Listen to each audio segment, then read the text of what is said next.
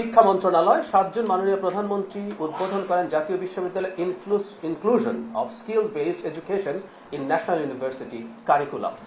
খেয়াল করবেন, আমরা এই আলাপটা দীর্ঘদিন থেকে করেছি, যখন এই সরকার দায়িত্ব আসেনি, আগের রেজিমের সময়ও। সেটা হচ্ছে বাংলাদেশের শিক্ষার একটা মৌলিক সংকট হয়েছে, এটার মানের পতন হয়েছে একদিকে, অপরদিকে এমনভাবে শিক্ষা ব্যবস্থাটাকে করা হয়েছে যেটা আসলে দক্ষতা তৈরি করছিল না, মানুষকে দক্ষ হিসেবে তৈরি করেনি। তার ফল যেটা হয়েছে, প্রচুর বেকার মানুষ উৎপাদন করেছি আমরা।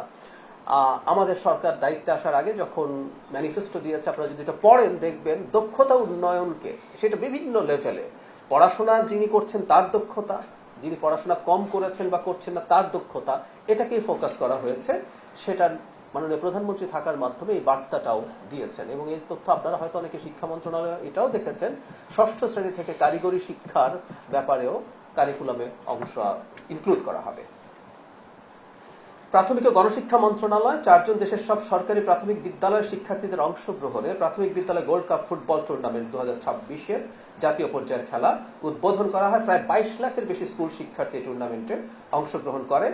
এতে 65,343টি বালক দল এবং খুবই ইন্টারেস্টিং 65,321টি বালিকা দল অংশগ্রহণ করে। মানে একদম সমান সংখ্যক বালিকা দল ফুটবল খেলায় অংশগ্রহণ করেছে।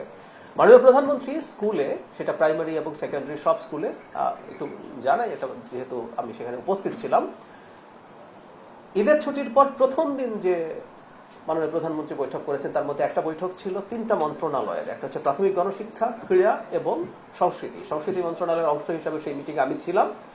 সেখানেও তিনি এই নির্দেশনা দিয়েছেন, প্রাথমিক তো বটে এবং সেকেন্ডারি সব জায়গায় শিশুদেরকে খেলা এবং সাংস্কৃতিক প্রতিযোগিতা এবং কর্মকাণ্ডের মধ্যে যত বেশি সম্ভব তাদেরকে অংশগ্রহণ নিশ্চিত করার জন্য।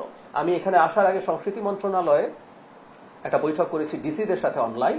সেই বৈঠকেও ইনফ্যাক্ট আমরা এই নির্দেশনাটাই দেওয়ার চেষ্টা করছি।